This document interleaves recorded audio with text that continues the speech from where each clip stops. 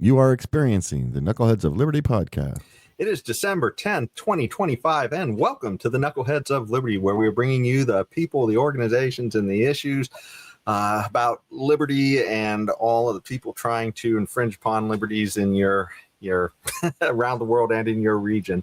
But before we jump into the show, let me tell you a little bit about the topics. We are going to talk about President Trump and his recent lowering of cafe standards, and also to some of what he's done with California about waivers and such for the EPA. So that's all about cars. So we'll be talking about that first half of the show.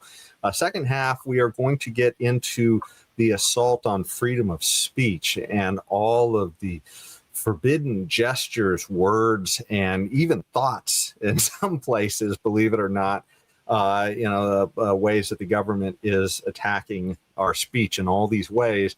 And finally, our Knucklehead Noise Patrol, we're going to talk about something Ilhan recently. In fact, it relates to something from the last show we did, which was the whole welfare scandal that's happening there in Minnesota.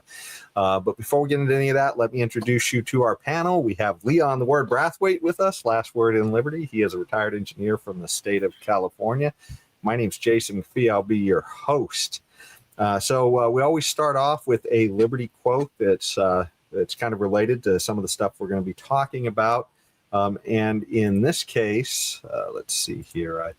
Normally I have shared this stuff, so bear with me for just a second because I've got to bring this up. Okay, so in this time it is going to be Ben Franklin, and we've talked about him. He's had many repeatable phrases that have really stuck with people over the years, and I think this one is one I haven't really heard from him, but it's yet another great one from him. And he says, "Whoever would overthrow the liberty of a nation must begin by subduing the freeness of speech."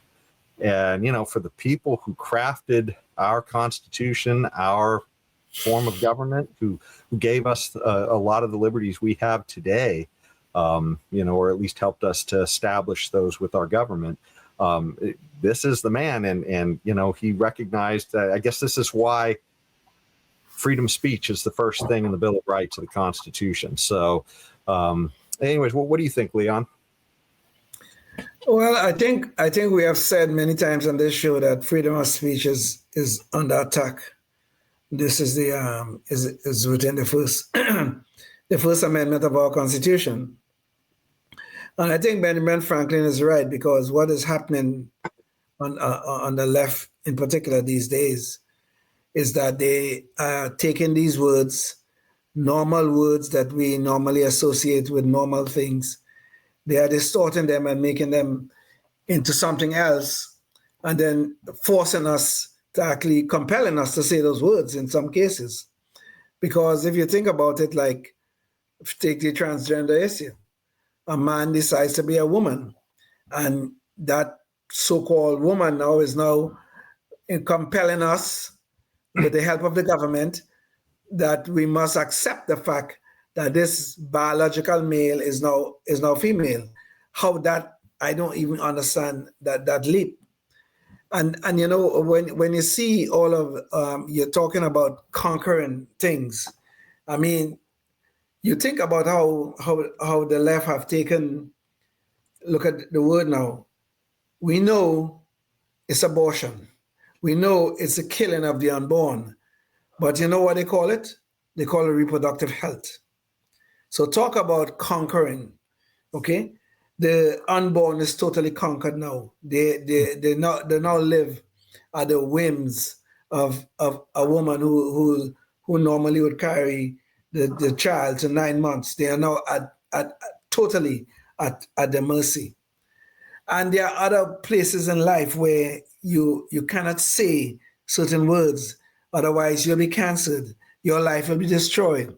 Your career may be destroyed. We have seen quite a lot of that going on. I mean, look at the Jimmy Kimmel case, where I can't stand Jimmy Kimmel.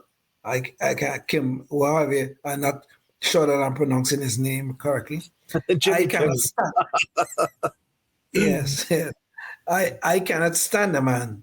right? I think he says a lot of crap, but you have to allow him to say whatever he wants and let the marketplace decide if he should stay on the air or not. I mean, there was instances in his case in that whole episode, the government was involved in the background of, I think it was the FTC chairman was making all kind of threats about, oh, we could do it the hard way or we could do it the easy way, blah, blah, blah. This is the one thing in a supposedly free society that we don't want. We don't want the government picking winners and losers where speech is concerned. That is one of the most dangerous things you can think about. And this is exactly what Benjamin Franklin was trying to get to. When you allow the government to determine winners and losers where speech is concerned, you're obviously going to end up with a messy situation where only the elites and the favored ones will be able to speak and speak freely. This is dangerous for our society. Yeah, I couldn't have said it better. It's funny you mentioned Jimmy Kimmel, and although I really think he's gone downhill since the Man Show, he had one funny thing that's really related to what we're talking about right now. But when he started his comedy show, his late night comedy show, he had this gag where what he would do is take a speech from a well-known politician, and usually it was a Republican because they're always trying to, bash on Republicans even before Trump. And what he would do is he would bleep out words just randomly, or maybe not so random, but the point is he would bleep out words that were actually just fine words, but but he would bleep them out to let you think that this person said something they shouldn't have said. And, I mean, it was quite a funny little gag, but it really gets to the point of some of the stuff we're going to talk about later in the show. And that's that, different words have different meanings. And a lot of times these things are ambiguous, and just the mere act of bleeping something out is quite ambiguous, right? I mean, Yes. It leads to a lot of people to different things in their imaginations that, may may be different degrees of offensiveness depending upon who the person is, I guess. So, the danger that is ongoing is that our citizens, our fellow voters, our fellow American citizens have become so complacent about these things. The First Amendment wasn't designed for us to be able to speak with someone with speech that person is going to agree with, or with speech that I am going to agree with when I'm interacting with someone else. The First Amendment was designed to protect speech, all speech, even when the speech is offensive. Political speech, even when it is offensive. It does not matter. Speech is speech. Sure, you cannot incite violence, and then claim it's protected speech. It is not. But you can still say fire in a crowded theater. Anybody can say that. You're free to say that. But it's the consequences that we must deal with. So the issue is here, and the point is here. Our citizens have become so complacent that we are beginning to accept the government restrictions upon our speech. Take, for instance, the COVID lockdowns. I mean, look at how many doctors were punished because they had alternatives to what the government was prescribing, which was these damn vaccines. God, I wish I had never taken them. Okay, I still have a condition. I think that came from those vaccines. And the thing is, though, the government got in bed with the media to promote this single ideology, talk about destroying our society, to promote this particular ideology, this particular narrative. And the media was so happy to get in bed with them. Of course, it's the Democrats and the media is left wing, but they were happy to get in bed with them. But these sort of things lead to exactly what Benjamin Franklin is talking about. is the destruction of our society, is the conquering of our society. When the government can get in bed with the media and promote narratives and is forced down our throats, and people are punished if they stray from the narrative. This is like the Soviet Union. What are we talking about in a country that is supposed to be free? The land of the free and the home of the brave? What are we talking about here? That freedom is not really free? We are not free to speak as we so choose? Well, I guess we'll talk a little bit more about this as we go deep into the show. Well, it's funny too. A lot of our liberal ideas, it came with us to some degree from Britain, and we see that's where speech is really under assault, as we're going to be talking about later in the show. But anyways, let's jump in. Usually we would probably just segue right into all the speech topics, but there's some spicy stuff. So if you're on public access, we don't want to get kicked off of public access. So you're going to have to catch all that at our knuckleheadsofliberty.com to see the whole show there, where we will be talking about all that. But right now, we're going to talk about something that's kind of big on the political landscape to shift gears, so to speak. But CAFE standards, corporate average fuel economy. In fact, let me bring up the president's page, the White House page on that. But he recently is resetting the corporate average fuel economy. And so that is essentially the mileages or miles per gallon that cars have to be designed for from the federal government. I don't see anything about that in the Constitution, that horses or buggies have to get a certain amount of mileage before. I don't know. But anyway, this is something we're doing now. We've been doing it for a while. And it really ties into our emissions laws and such. So and this is really huge too in our economy. So let's jump to the video that we have on that to get everybody up to speed. Here we go. Flanked by auto executives in the Oval Office Wednesday, President Trump announced plans to roll back fuel economy standards, saying it will reduce upfront vehicle costs by at least $1,000. We're making it easier for every family to afford high-quality cars. The new proposal would lower fuel economy requirements from more than 50 miles per gallon to 34.5 miles per gallon by 2031. These policies forced automakers to build cars using expensive technologies that drove up costs, drove up prices, and made the car much worse. Former President Biden had put the higher standards in place, also signing an executive order to make half of all new vehicles sold in the U.S. electric by 2030, arguing they save money for Americans in the long run and reduce pollution.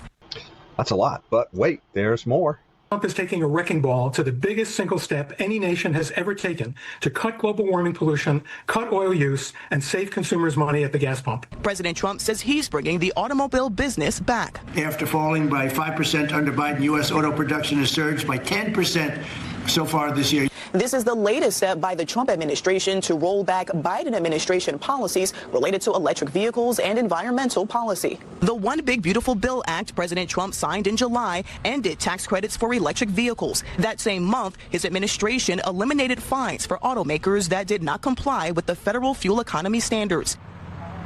And this battle isn't just being fought at the federal level. This is also happening at the California level, too, as the Trump administration earlier this year was going after California's waivers that allowed it to have different, more aggressive standards than the federal EPA.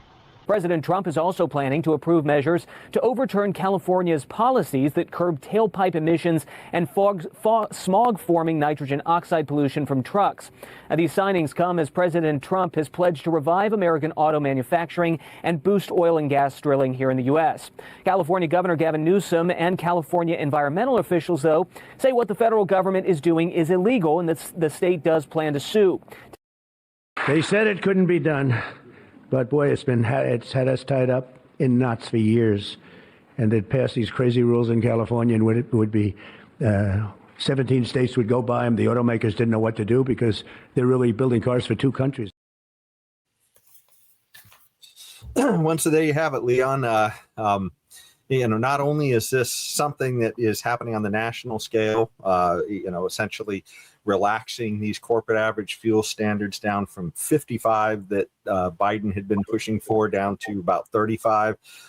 He's also attacking California's ability to make different requirements for cars, which it's had in the past. And, under Trump's administration, the EPA is not allowing for what they call these waivers. And just to give people a little bit of background on this as well, the reason we have these waivers is because the way the environmental protection laws originated in this country, at least for the air, in California, we had severe air pollution problems in the 60s.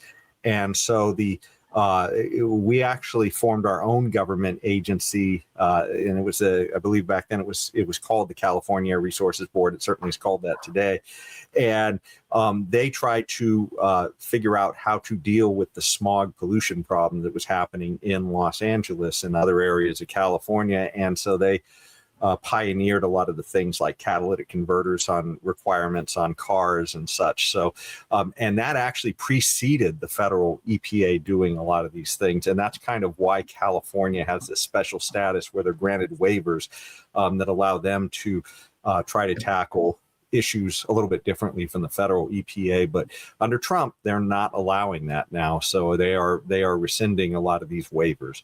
So anyways, to you, Lee, I'm sorry. I just got carried away with this one.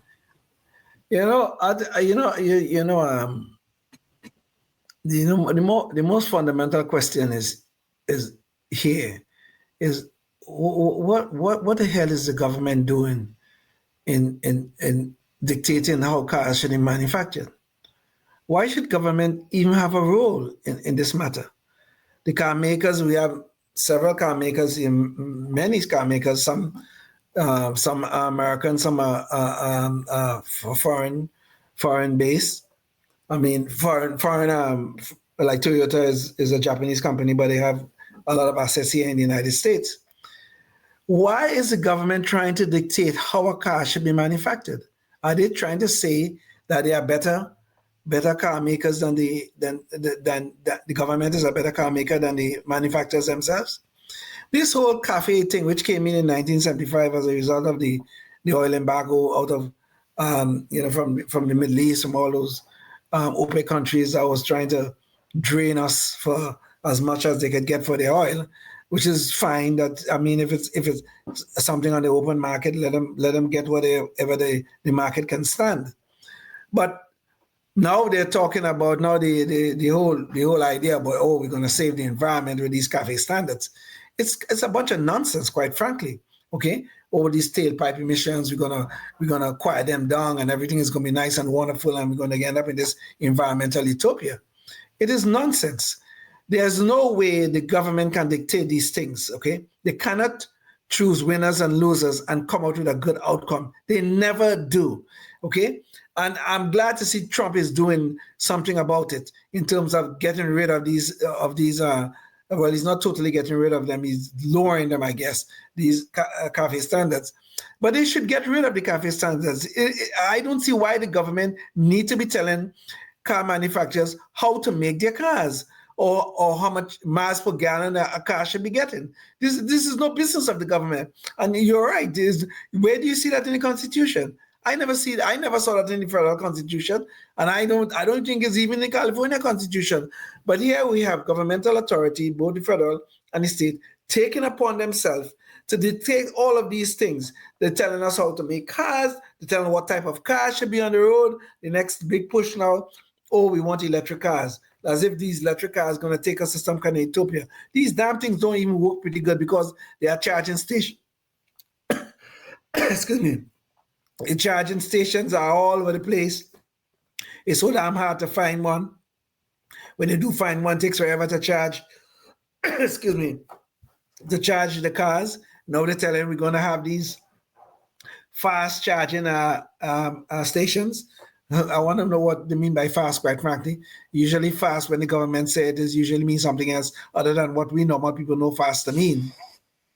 It's just so ridiculous to have the government Leon, it does remind me of our fast bullet train, you know, the one that is just crawling at the speed of a speeding snail. Yes. This is exactly what I'm talking about. When the government says fast or bullet, you know what they're talking about. It's nothing resembling that. Yeah. But we go ahead. I'm sorry.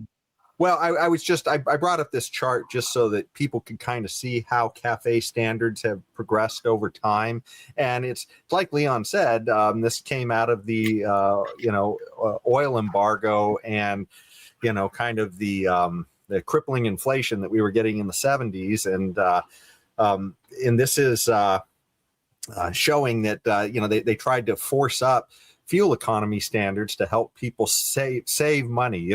It's always funny, Don't worry, government's got a plan for you to save money. but the thing is, I guess, from a central planner perspective, I guess their heart was maybe in the right place. I don't know. But it does show the mission creep, right? Because now, these corporate average fuel economy standards, they're not driven by a scarcity of access to oil. They're driven for environmental. Sorry, I don't know if I got frozen out there, but they're being driven by environmental considerations. So, exactly. This is something to, just understand with government. It says one thing, and later on, think of that. That's something else. Yes. They always have some secret plan in the back in their back pocket, that when whatever they brought about first, like in the cafe standards, that was because of scarcity, oil is running out and blah blah blah. We got to make sure a barrel of oil, a barrel of gasoline could take us further, and all these sort of good things and that kind of stuff. And now that, well, we don't really have shortage of oil. Now we have oil in abundance and all that kind of stuff. Well, we have to think about some new lie to tell the people. It has to do with the environment. You got to save the environment. As if these jackasses, pardon my language, as if these JAs, I guess, could save the environment. Like they could do something that will stop the earth from warming, or they could stop the earth from cooling and stuff. By the time they get around it, everything will already change so drastically, it would mean nothing anyway. So it's just a waste of our taxpayer dollars. That's all it's going to come down to. Biden spent all these dollars on the Inflation Reduction Act, which had nothing to do with inflation reduction. But in that Inflation Reduction Act, they had appropriated some $7-8 billion to build charging stations, which of course is going to save the environment. I think 7 or 8 charging stations got built with the $7 or $8 billion that they spent or was authorized. I hope we're a little farther than that by now, but yeah, there was a time when Pete Buttigieg was in, when you could count them on 2 hands. Right? Yes, but I haven't heard of any remarkable building since Trump came in office. So what happened to all that money? Or did it get lost in Minnesota or something? I don't know. I would like to know. Yeah. Yeah. I wonder if we've got all these shipments of copper wire heading to Somalia.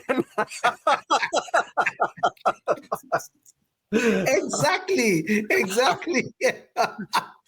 Yeah. Well, and too, in case you're wondering, on price, let me pull this one thing up about, because I've been shopping for cars in the last year, and I got to admit, it is sticker shock if you jump back before the pandemic and you're looking now. It really feels like they've gone up a lot.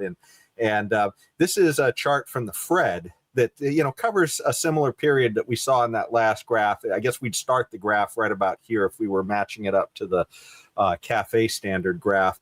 And of course, that's pretty close to where things start going up. Maybe that's in anticipation because the law actually passed in 73, 74 for cafe, and I think it went into effect in 78. So, the prices start going up as they're having to start changing their production, right? And of course, you can see what the pandemic did to car prices.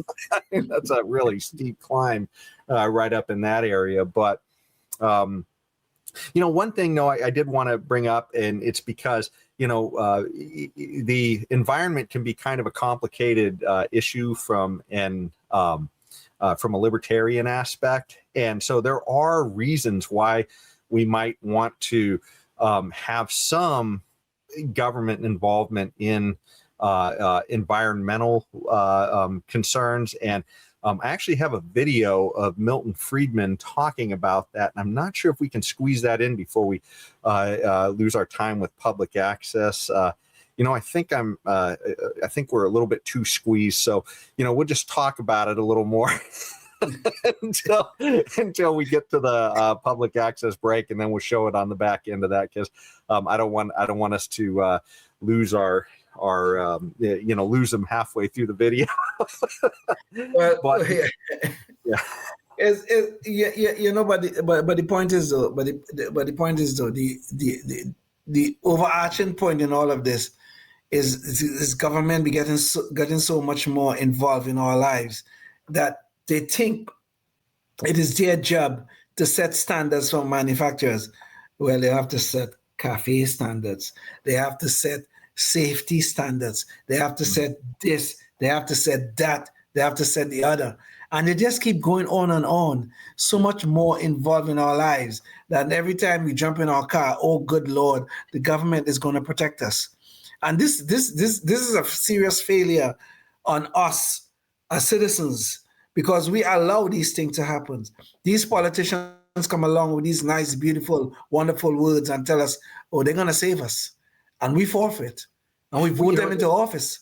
And they pass these ridiculous things. And they just keep going.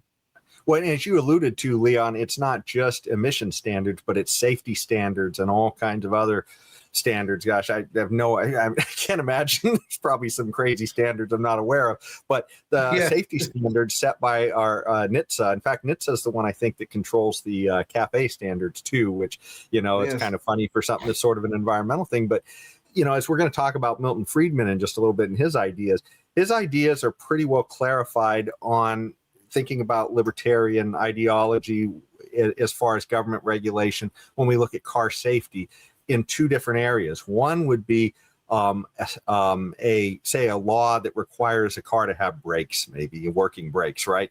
I assume there's a law for that, right? And the idea is because those brakes are to protect somebody who has nothing to do with you driving. They just happen to be walking out on the street, and if you come barreling down, you're exposing them to massive risk that you might run into them. So, having brakes is a good idea, but the seatbelt is only to protect you, the driver, for the most part. And so requiring a law requiring you to be strapped in would be kind of an anti-liberty law, because it's a good idea for you to do it, but that should be your choice, the risk that you're exposing yourself to. And by the way, if you're watching us in public access, you're going to have to tune in to knuckleheadsofliberty.com to see the rest of the show. So, Leon, did you have any thoughts before we jump in a little more on Milton Friedman? I'm a little bit perturbed by something you just said. Okay. Do you think there should be a law for requiring a car to have brakes? Yeah, I think so. Because you're talking about exposing. Well, you're exposing somebody else. If you are barreling down the road at 80 miles an hour in 2 tons of metal, right? And think about, for instance, do you think that these immigrant truck drivers should be required to have a commercial driver's license, or are you just cool with letting them all on the road as Biden was? No, I'm not cool about them being in the country to start with. Okay, but they shouldn't have they should not have any legal license here because they're here illegally. That's a different issue. Oh yeah, but okay, but they're here. Would you want somebody to, I guess, be? Obviously, you could say, okay, I don't want somebody to necessarily be here, but would you want somebody to be able to pass a test to show that they can read the road signs before they get in a big rig that weighs tons and tons and then decides to take a jackknife turn on an interstate right in the middle. I mean, I think, the idea that this is sort of a commons, right? The road, it's, you don't own the road, I don't own the road. And so we've got to have some kind of common standard on what the heck the rules are going to be on the road. I mean, unless you think we can all just determine our own rules on the road. Well, you'd be a lot more libertarian than I am. I'm a little bit perturbed by this, because why would a manufacturer who worth his salt would manufacture a car without brakes? Well, yeah, what could be the rationale? Could you give me any rationale where a manufacturer will make a car without brakes, without some mechanism to stop the car? It seems like it'd be crazy, but I guess the issue would be maybe not necessarily on the requirement of the manufacturer, but maybe on the requirement for registration. Like if you want to drive a car on the common roads that are owned by everybody, right? I mean, our taxpayer dollars, would you want somebody to be able to register a 10-ton truck driving down the freeway with no brakes? I mean, the government says, okay, yeah, you can drive that truck, and you're essentially just this giant missile at 80 miles an hour if you have no brakes. Well, okay, let's suppose we were living in my world here for a second, and we allow somebody to register a vehicle, okay? Register a vehicle with no brakes, okay? You want to tell me now that person will have to have some kind of insurance? I don't think any insurance company will insure such a person. I'm not talking about the government requiring insurance. Well, yeah, no, I was just going to say that begs the question that you're saying that the government has to. I know a lot of people who will drive without insurance, right? I mean, we see them all the time. Sure. But then they're exposed to some sort of lawsuits and liabilities and that kind of stuff, which will come out of their personal assets. Yeah. Okay. Assuming they have. So the point is, right? I mean, suppose you have no assets other than your broken down car, so you have nothing to take, which is something we see that happens really often out there, right? And then that's why we're forced to have this why we have to carry this insurance that covers the other person, right? In an accident, because the idea is, I mean, these things all seem a little bit crazy, but the idea is that they're trying to make sure that everybody is somehow covered when they're on the road to some degree. So there's some kind of liability, I guess, out there. But and you don't think the marketplace can take care of this problem, Jason? Seriously? Well, but the everything you just said to me there, you think the marketplace cannot take care of this? It might be able to if you had private roads. The problem is that we have government roads, right? No. So we have public roads. Let's leave it on public roads. Yeah, then I don't think so. It's a tragedy of the commons. Yeah. The government winds up using our tax dollars to build the roads, and if the government often doesn't make good decisions about its own, about how it stewards those tax dollars, right? I mean, if you build a private road, you want to make sure people aren't crashing all over your road, destroying it, doing all kinds of other things. So you're going to set standards for anybody who gets on your road. You're going to say, you can't be on my road unless you show that you've met certain standards to ensure me you're not going to destroy it. I mean, we see this happen all the time, whether you rent a house or anything. You got to meet standards that the owner sets if you want to be able to do that, right? So, but when government does it, that's why we see every government thing fail when it's government housing, right? Well, government doesn't care. It's your money, not government. I mean, right? So that's why all these public housing projects turn into crap after a while, right? I mean, because it's, they don't have the proper incentives. So, and I mean, you could make the same argument there, right? You could say, do you think anybody would move into public housing and wreck everything? Well, yeah, exactly, right? We see it happen every day, right? So your contention, I suppose, is that because it's a public road, and for the most part, that's what it is here in the United States, because it's a public road, the government must be allowed to set the standards by which we travel upon that road. Is your contention? Yeah, I mean, because it's owned in commons. So, I mean, they're taking the money by force. Do you want there to be any standards on the road? I mean, including how the road is built and everything else, or do you just blindly want the government to take your money and have no standards? If they build the road, I fail to see why beyond building the road, well, it's our road, or the taxpayers' road. Beyond that, I don't see why they have to dictate anything about the vehicles that travel on the road. I don't see why. Well, it's a private vehicle.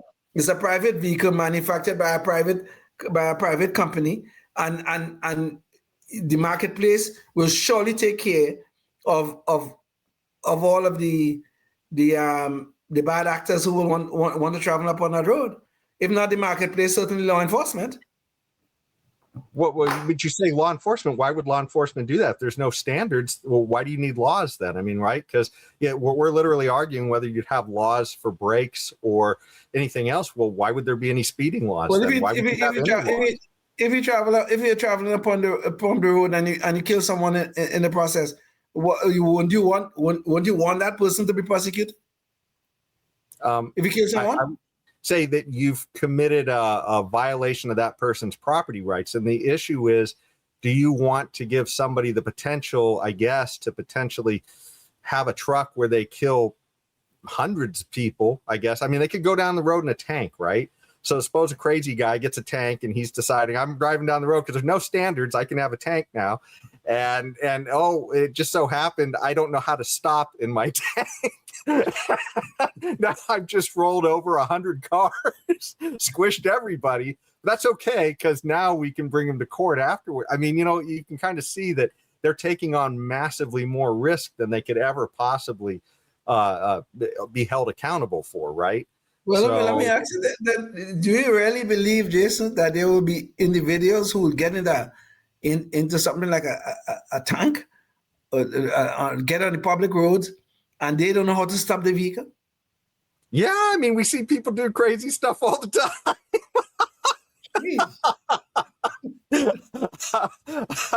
I mean, this is the thing, right? I mean, we already see this happening in all these other government instances where the government owns what it is that the commons that people are dealing with. People do crazy stuff there all the time, right? So I mean, I think the issue is you're trying to deal with some liability issues, right? Of how much risk some people are exposing other people to. And this is the argument, by the way, that Milton Friedman is going to make on the environment. Let me bring that in, and then we can jump back to this, because there's actually some parallels, I think, to the argument he's making too. So let me jump into this one, because I think this will be illustrative for anybody who's a libertarian and they're wondering why the government should have even any role in the environment.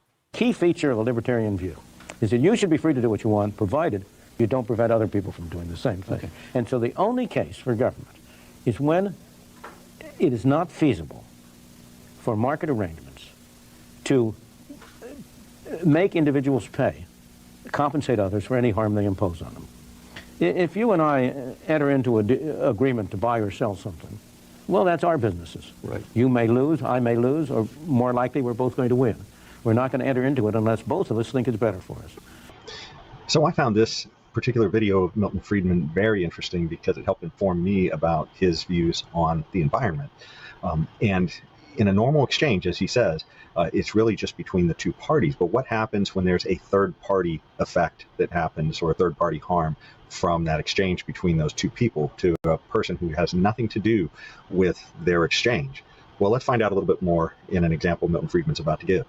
But there are cases like the power plant that emits smoke that dirties my shirt, in which the company is imposing a cost on me for which I'm not being compensated. Those are the only cases. But you have to qualify that by noting that when government enters in, it also is emitting smoke. It's also imposing costs on third parties, because it's always a very imperfect arrangement.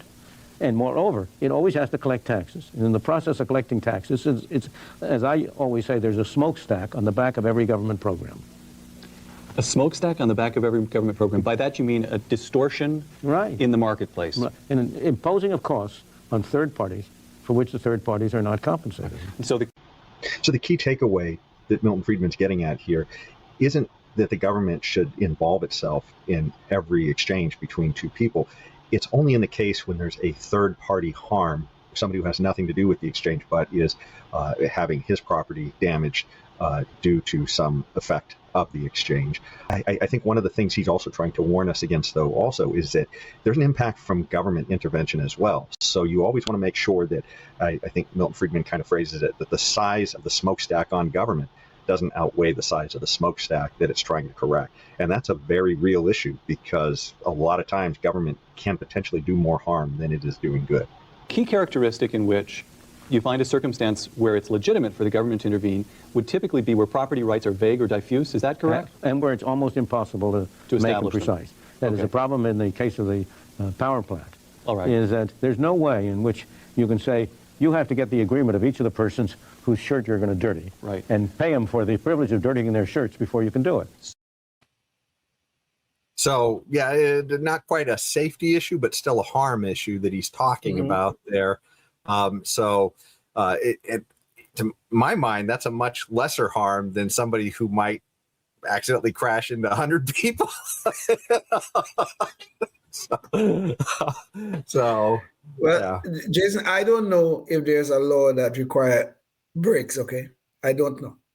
But I could bet you when the first set of cars were manufactured here in the United States, there was no law requiring brakes. I'll almost guarantee you that. Well, certainly there were no cars when the Constitution was written, but they didn't require that the horses have brakes. Okay, that's true. That's true. But even when we are using horse and buggies, we had a mechanism by which you could stop them. Okay? And even when the cars came about and started replacing the horse and the buggy, there was always a mechanism by which you could stop them. But the brakes came later. I'm sure the law about brakes came later. Sure. Why was it necessary to put that law in the books? I cannot come to comprehend that. I think sometimes we see these laws with, especially like in environment, initially there's not enough people. There's not enough, I guess, shoulder to shoulder activity between people that there seems to be any reason to do it, right? Like imagine like one person out in the forest and he's got a campfire going, maybe you'll smell the smoke from, maybe a mile away at most, right? And you're not going to barely see anything except maybe a little tiny gray plume. Now imagine if there's 100,000 people up in those hills and they all have campfires going. But I think you're going to see an awful lot of soot in the air. It's going to completely change that whole environment. And I think, when you get more than just a handful of cars, but you get suddenly, hundreds of thousands of cars going back and forth, and they've gone now from being able to only go those horses and buggies maybe 10 miles an hour to now suddenly they're going 80 miles an hour, right? I mean, you got the Autobahn in Germany. I mean, you could be going hundreds, over 100 miles an hour. Mm-hmm. So, I think there probably has to be some, I guess that the risks change, I guess. And certainly from a libertarian perspective, I want to see government do as little as possible, but it does seem like there's some thresholds where you impose a risk that can be massive at some point to a whole bunch of people and maybe everybody in that community. I mean, would you want somebody assembling explosives next door to your house, right?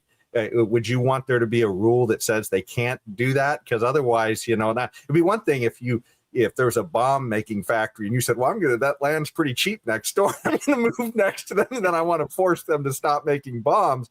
But it's another thing if like you're both living in a residential area, you both have a house, and then the guy next door decides he's just going to start assembling munitions in his backyard.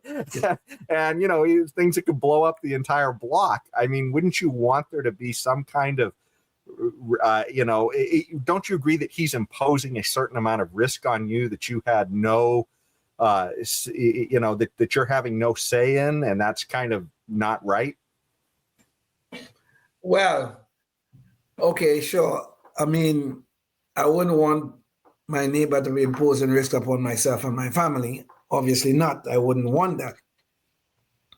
But the argument is here: should there be a law that says you can't build bombs in a garage? Is that what you? You can't assemble explosives, I guess. I mean, we're not talking like firecrackers. Something that would be so small that nobody would notice. But I mean, why not? But firecrackers can do some real harm. I've known about serious fires that have been caused because of firecrackers.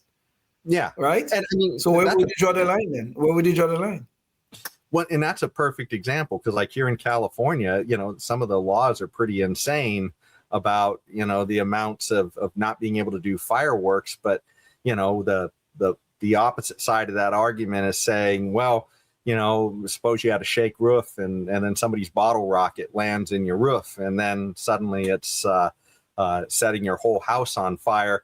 Now you could certainly say, hey, if you can find the person, right, because bottle rocket, it's going to be hard to identify maybe where exactly it came from, but suppose you found the person and it's a kid and the kid has $100 to his name and you just lost a $100,000 house, or nowadays a $500,000 house, right? So no, Jason, no. If it's a kid did that, and I'm assuming when you say a kid, somebody under the age of 18, if that person under the age of 18 is living in his parents' home and he did that, then I will sue the parents. Okay. Well, so the kid, you might have a way. Now, suppose the parents are in public housing. Right. Sure, you can take this government home. Of course you can't because the government owns it. Right. So, but what I'm saying is if people are exposing other people to a lot of risk, I kind of hate the laws here on fireworks, but we can see the same logic at play there. I kind of think they've gone too far with some of their fireworks regulations, but I mean, it's sort of the same give and take principle, right, that we're dealing with there. And I mean, if the extreme would be, like you said, if somebody's literally building explosives next to you, that's a huge risk, right? So, I will concede to you that these are some real thorny issues to deal with, but once you start down that slippery road, we end up like California, we always do, with insane regulations about firecrackers, insane regulations about the environment, insane regulations about safety standards. Once you start down that slippery slope. So the issue always comes back to, where do you draw these magic lines? And I don't think you have a good answer, and I certainly don't have a good answer to that. Well, certainly the hardcore, anarcho-libertarians who would say, look, this is something that you deal with afterwards in private courts and everything else. But, like I said, there is something where, to me, it does seem like a problem when some people can impose massive amounts of risk on other people without there being any way to charge for it. I mean, we see when somebody takes a job, usually they make an employer pay for that risk, right? If you were, painting, somebody's front porch, that's much different than if you're painting the piers on the Golden Gate Bridge, right? And if you got to go up there, you're probably going to charge a little bit more for the risk that you're putting yourself to and everything else than, just painting somebody's porch. Of course, maybe in some neighborhoods you might charge that risk premium to paint somebody's porch. I don't know. Yeah. You see, Jason, this is where we just get on these slippery slopes. Okay, the biggest risk that are imposed upon us are imposed upon us by the government, because they could take away our freedoms. If we don't pay our taxes, they can take away our freedoms. Just like that. They can do it. Okay, they can send us a little note in the mail saying, well, your tax wasn't right. All of a sudden they get scared and they pay them an next $500, $600. The IRS, that's what the IRS does, quite frankly. They do it all the time to hundreds, millions, probably millions of Americans every year. But the point is, though, the biggest risk ever imposed upon us is by the federal government, and now probably by the state government here in California. And, you know, we seem not to care about that, but we care more about, well, our neighbor might be building some kind of little explosive, some little bomb next door to us, and we should probably be worried about that. We should get all railed up about that. But what about the risk we face every day from our government? What about that risk, which is the greatest of all risks? And I think the problem there is, like, we all perceive we're getting a different deal from the government, right? I mean, people who are the takers and not the makers, right? they wind up seeing this arrangement with the government much more differently than somebody who's the maker, you know, somebody like Elon Musk. And then an Elizabeth Warren says, hey, where's my fair share? Comes up to, right? I mean, that's a much different relationship with the government than the taker has, who's asking Elizabeth Warren, when are you going to give me more stuff, right? so, you know, when are you going to improve my view from this public housing type of thing? Yeah. When you're going to give me a little more, when you give me a little more crumbs in that crummy government program that you're handing out to me, yeah, I got it. Yeah. Yeah. So, yeah, no, I mean, this is a tough, topic, because it is one of those. I mean, I think the one thing you can do is you can, by principle, say there's some things that you can clearly distinguish the property all the time. Like, for instance, my arm is my arm. It's not the community's arm, right? Therefore, the cost of repairing my broken arm should never be forced on the community.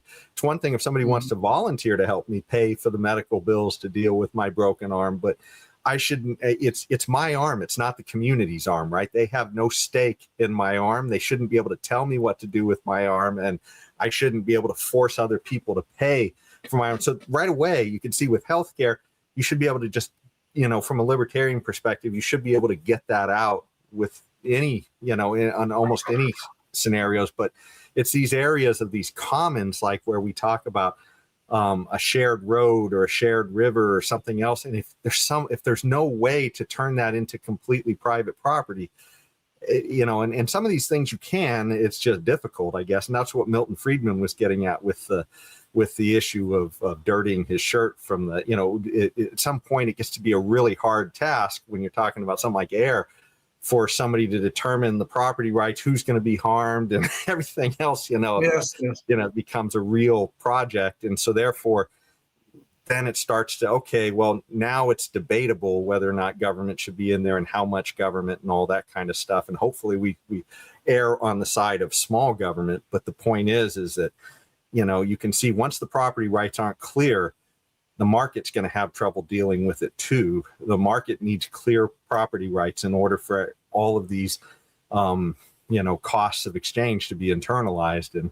And once the property rights aren't clear, like the air you're breathing, that's when things get a little bit murky. So, yeah.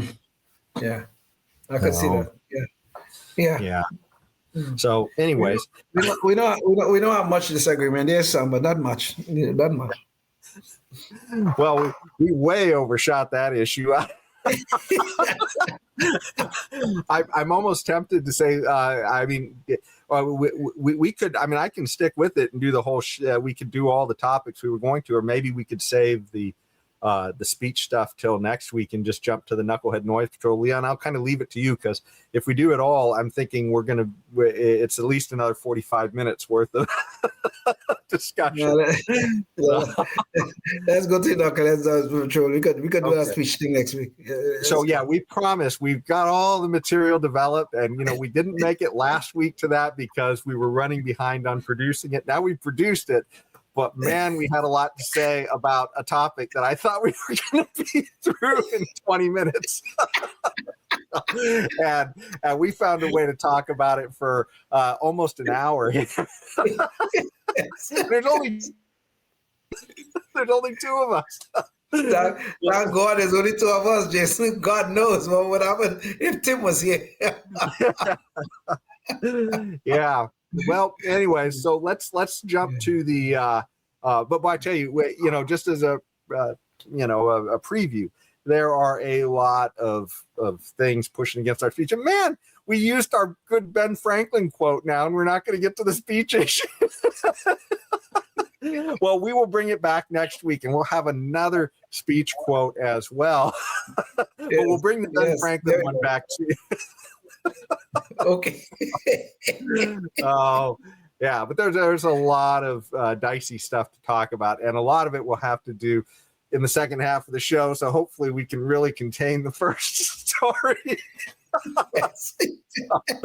So there's a lot of dicey, spicy words.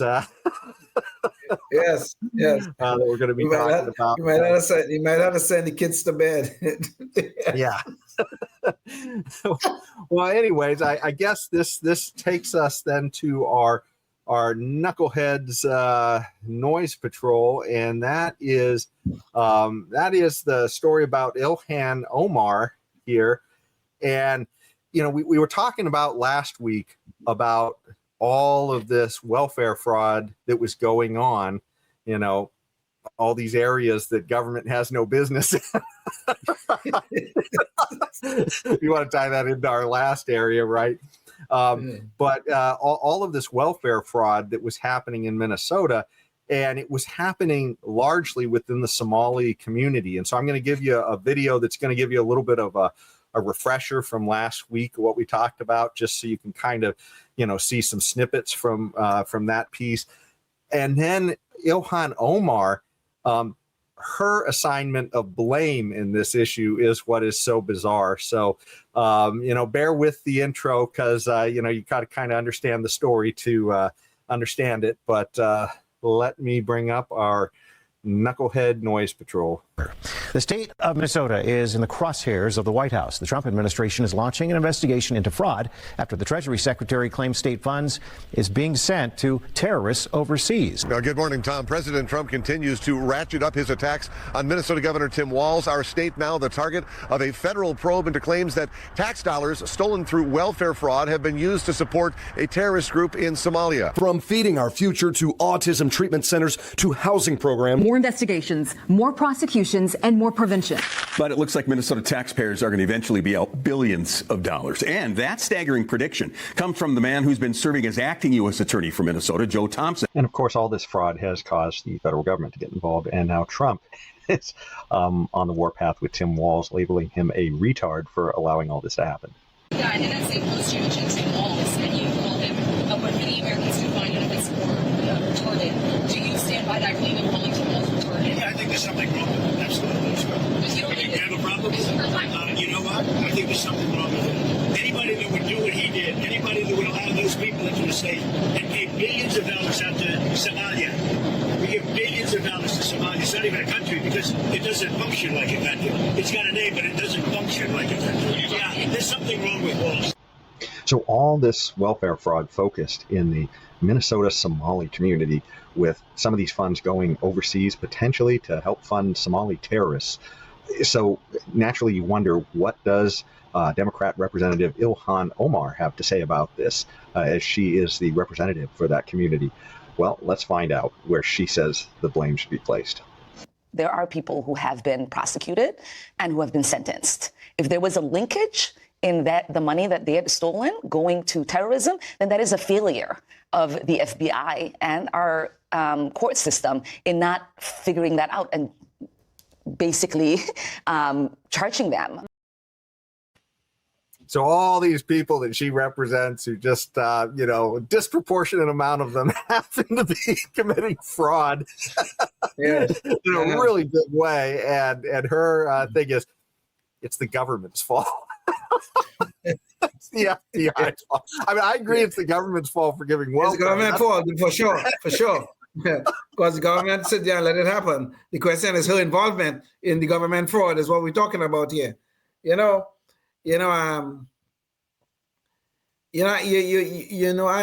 am an immigrant here, okay? Just like she is. But I feel some affection for this country. I really do. And I made this my home, and I plan to die here. Hopefully not in the near future. But this woman, this Ilhan Omar, whatever the hell her name is, I wish there was some way that we could take away her citizenship and send her back to Somalia. Because if you look at some of her public statements, I am not joking. That one you just played there is mild. That's just a nice mild statement, okay? But you look at some of her public statements, and this woman sounds like she's a representative in Congress for some state unknown to us named Somalia. Because she talks about representing Somalia. She talks about she needs to protect her people from Somalia. I thought her people was the American people, but that is not her mindset. She loves Somalia, fine. I love Trinidad, but I'm not going back there. And my heart is here. My life is here. And I thought her life being in our Congress, representing supposedly, okay, her district, but she's a member of the House of Representatives. And this woman sits, I'm sure she's involved. I mean, it's not fully discovered yet, but I'm sure she's involved with this. There are even pictures of her and a guy who's involved in the fraud. There are pictures of her on that's on the internet. And Tim Walz also, there are pictures of him and that same fraudster. And so, by the way, this is the woman who married her brother to get immigration. Exactly. She married her brother. I think when she married her brother, she was trying to help the brother get some status here. But the point is helping him to commit fraud. Exactly.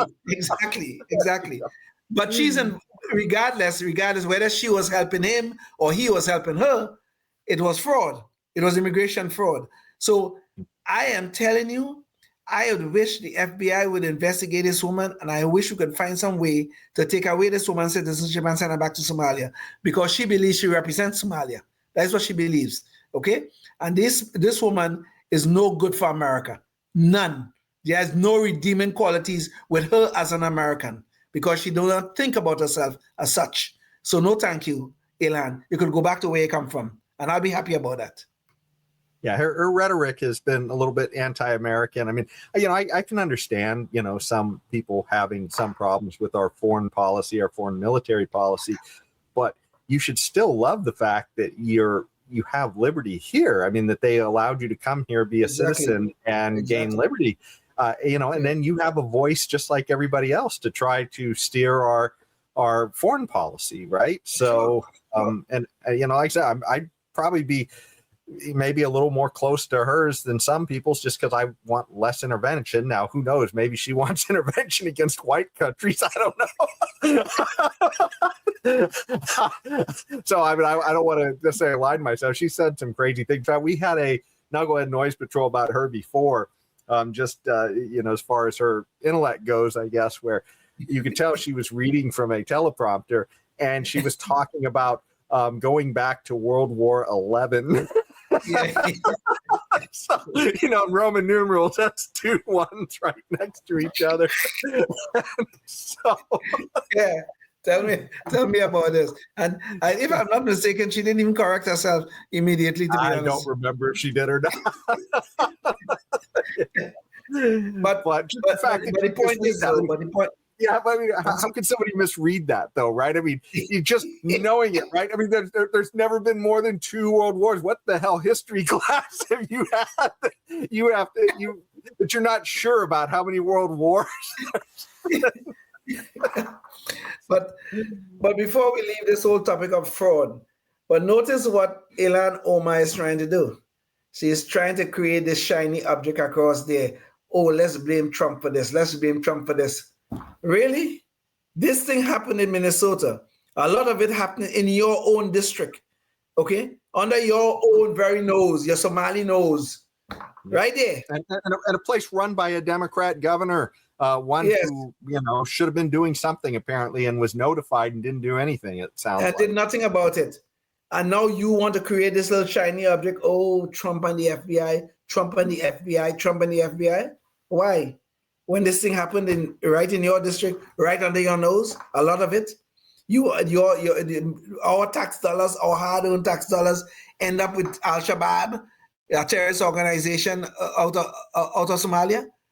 And this is something that we should all sit back and look at you and say, Ilan, it's okay? No, I want to send you back to Somalia. That's what I want to do. Well, but it really does. It's a tell, too, of what a grift the left is, doing. Exactly. In the sense that, like you say, if she really was, I guess, proud of our country and being a citizen here, and, then I think the first thing she would say is, hey, this is something that, we shouldn't stand for, and we should figure out what the hell's wrong in my community, in my constituents, that such a large percentage of them think that this is okay, right? Instead of trying to point to other people and blame other people outside for this. This is nuts, right? I mean, but when you're on the left, you see this as a bottomless grift, right? I mean, that there's always more that you can extract from government. I mean, I think that's probably the way she sees it, is that, well, so what, we'll be back tomorrow looking for more, right? Well, there's only get upset when they get caught, They don't get upset when the grift is going on. They just only get upset when they get caught. And they only look for people to blame because those people are now looking at them for the grifters that they are. Yeah. Yep. And it's funny too. I mean, look at the party that doesn't want voter ID, right? I mean, why? You literally just are looking for ways to have no accountability. So this is exactly, it's just one tell after another from the left. So, and this, this is one of the biggest grifts going on in America right now. The right to vote should be so cherished that nobody should want people to vote who have no authority to vote or have no right to vote here in the United States. But no, not the Democrats. And I'm sure Ilhan Omar is one of them. No. We have to protect, Black people. If we have voter ID laws, Black people wouldn't be able to vote because they're so stupid. They don't know how to get a voter ID.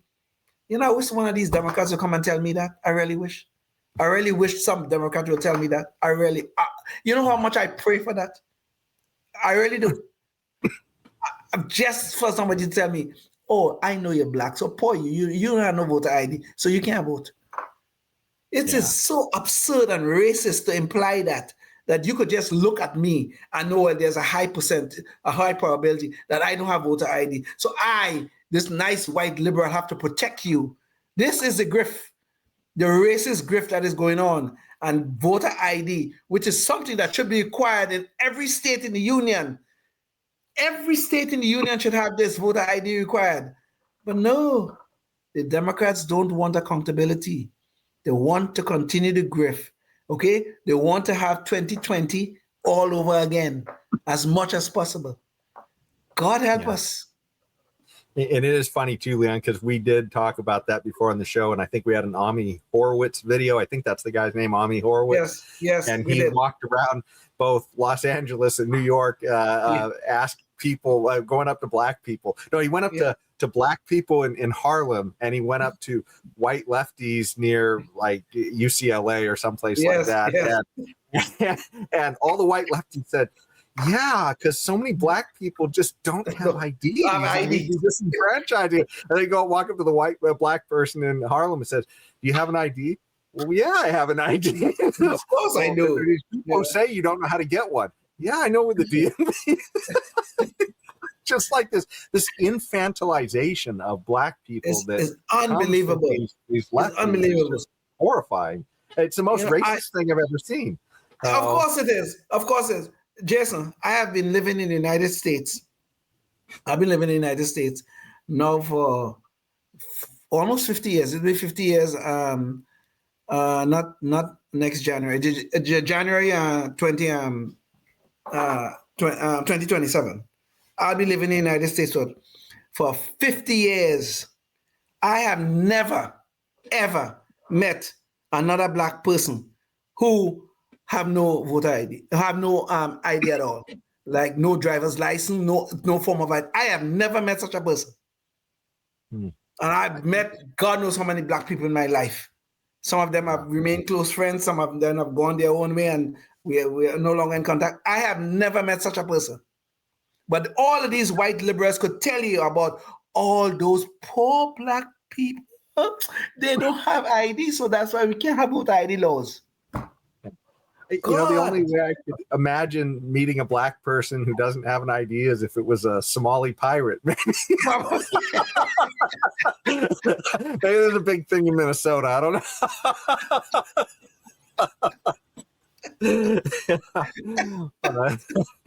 But yeah, it's to me, I just assume that's the most racist thing you could assume is that you could just look at somebody.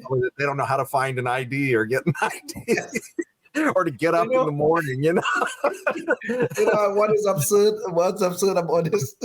You know, these people saying that adults, blacks, that there's a high chance disproportionate do not have voter IDs.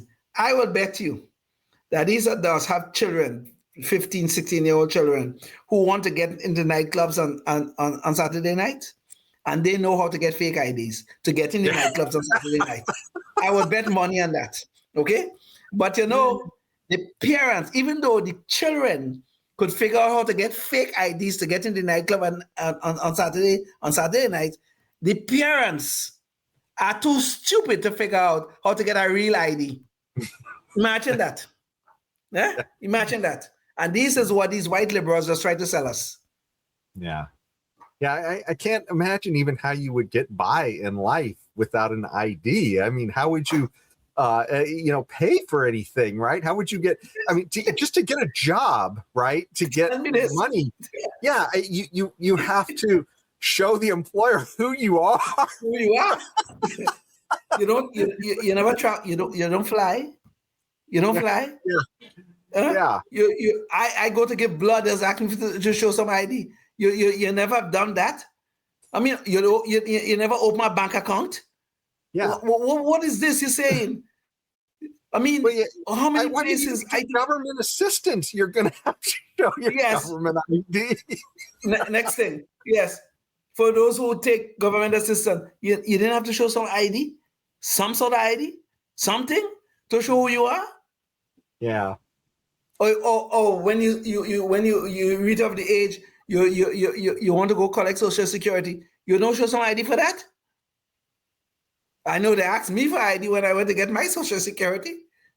Well, exactly. I mean, it just everything that you would need to do, get a job, that you would get money somehow to pay for your food and everything else, to get your bank account, like you're saying, even if you're getting government assistance, somehow you're going to have to prove who you are for all of these things in life. And they're looking at black people and saying, I imagine that you all live under a bridge and you forage, through the forests, right? That's why you don't need ID, right?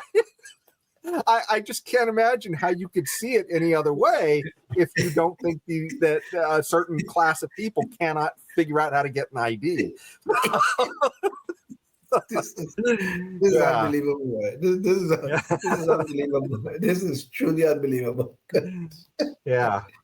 Well, we did manage to squeeze a lot of mileage out of that last topic. Yes, we did. Well, anyway, next week we are definitely going to talk, unless we have a guest, we will definitely get to this assault on freedom of speech that's happening in. We're going to cover gestures, words, and even thought policing, So we'll get to all that next week. But until then, Leon, you got any other thoughts before we leave? Or free speech always and forever. We must fight for that. We must fight for that. Because if we lose free speech, we lose everything. Look what happened in Great Britain right now. What's happening in Great Britain? These European nations. Well, we would have looked at what's happening in Great Britain if we got to those topics.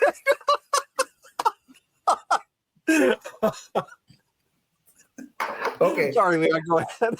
I will stop right there because I think we'll save it when we do talk about that topic. We'll talk about what's going on in Great Britain. But the point is though, we must have free speech. We must have free speech. If we lose our freedom of speech, we lose everything. We lose the nation.